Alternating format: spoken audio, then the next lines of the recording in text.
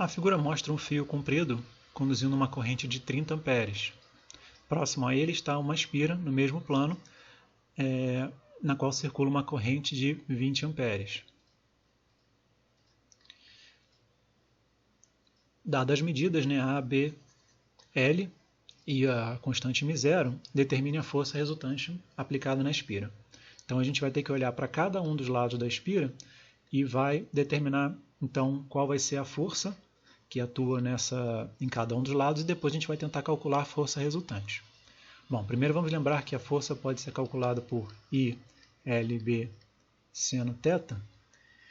Então a gente vai precisar do campo magnético produzido pelo fio I1. É a primeira coisa que a gente vai precisar. Os valores geométricos do comprimento a gente já tem, a corrente a gente tem também. E a gente percebe que se a gente usar uma regra da mão direita aqui, no fio I1, o que a gente vai perceber? A regra da mão direita para corrente. O teu polegar vai apontar para cima, no sentido da corrente, e os teus 4 dedos vão dar a direção do campo magnético gerado ao redor do fio.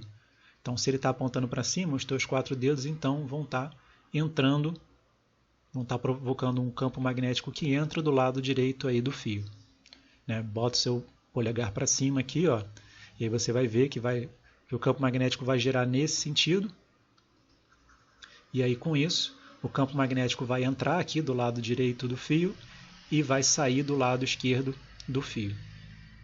Tá? Então essa é a análise que a gente tem que fazer primeiro para perceber que o campo magnético que esse fio I1 vai gerar vai ser entrante aqui no lado direito, que é onde a sua espira está colocada. Tá? Então isso faz com que o ângulo entre a corrente que está circulando aqui na espira e o campo magnético seja sempre 90 graus, porque o campo vai estar entrando e a corrente vai estar circulando aqui o plano da espira. Beleza? Entendido isso? Então esse ângulo aqui sempre vai ser 90 graus, e aí o seno de 90 vale sempre 1. Então a gente pode usar I, L, B para calcular a força magnética em cada um dos lados dessa espira. Bom, o campo magnético provocado por esse fio, que está gerando campo ali sobre a espira, pode ser calculado por μ0I sobre 2πr. Então a gente vai precisar substituir os valores, 4π vezes 10 a menos 7, a corrente, 2π, e vamos deixar o R aqui sozinho, porque cada fio tem uma distância distinta aí em relação ao fio I1. Então vamos simplificar aqui só para a gente ganhar um tempo. 2 vezes 30 vai dar 60 vezes 10 a menos 7 sobre R. Então melhor ainda é a gente escrever que B vale 6 vezes 10 a menos 6 sobre R. Maravilha.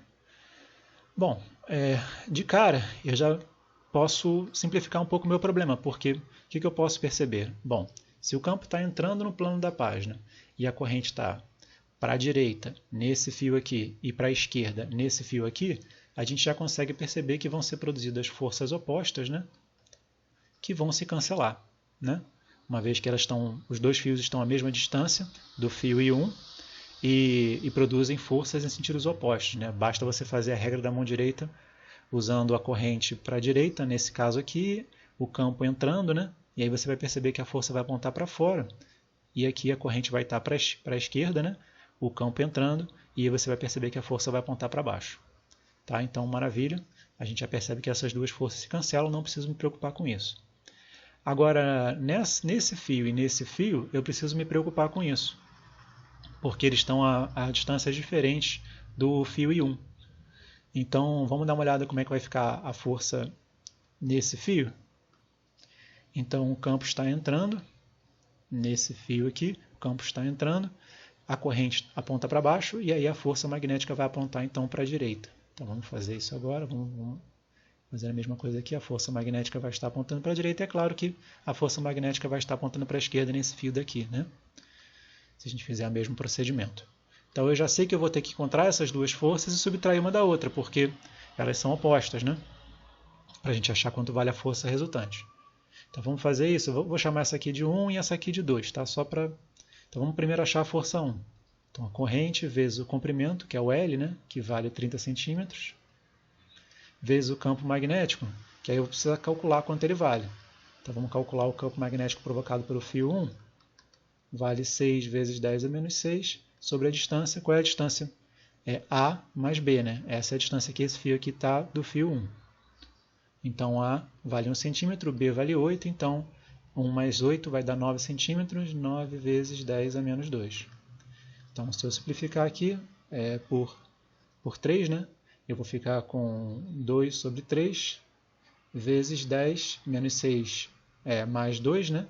2 sobre 3 vezes 10, isso vai dar menos 4. Então esse é o campo magnético 1. 2 terços vezes 10 a menos 4. Então agora é só calcular a força F1.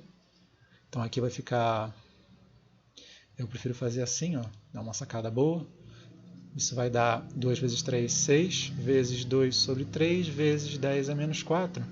Então aqui eu vou ficar com 2, 2 vezes 2, 4, então a força 1 vale 4 vezes 10 a menos 4. Eu vou fazer a mesma coisa com a força 2, eu vou apagar aqui só para ganhar um espaço. Então já achei a força 1, vamos agora à força 2 e LB. Então primeiro eu tenho que achar o campo magnético que o fio 2 está submetido. Então vai ser, a gente tinha encontrado 6 vezes 10 a menos 6, né, sobre R. Então a distância agora do fio 2 é só A, 1 centímetro, né? Então 6 vezes 10 a menos 6 sobre 10 a menos 2, né, que é 1 centímetro. Então eu vou ter 6 vezes 10 a menos 4. 6 vezes 10 a menos 4 Tesla. Esse é o campo magnético que o fio 2 está submetido. Então a corrente que passa pelo fio 2 vale 20, né? Vezes o comprimento do fio 2, que é 0,3, vezes o campo magnético, que é 6 vezes 10 a menos 4. Então, novamente, eu vou usar aquele truque, vou ficar com 2 vezes 3, 6 vezes 6, 36, né? Então, 36 vezes 10 a menos 4 newtons. Então, agora é só fazer a força resultante como F2 menos F1, né? Porque F2 é maior que F1. Então, eu vou fazer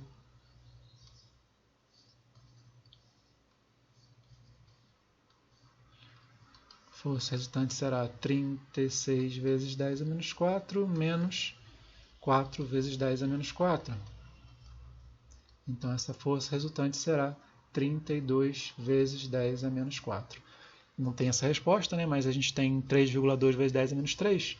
E é exatamente o que eu obtenho se eu divido aqui por 10 e multiplico aqui por 10, né? 3,2 vezes 10 a menos 3 newtons. Então, a resposta correta é a letra C. Grandinha, mas interessante, né? Bacana.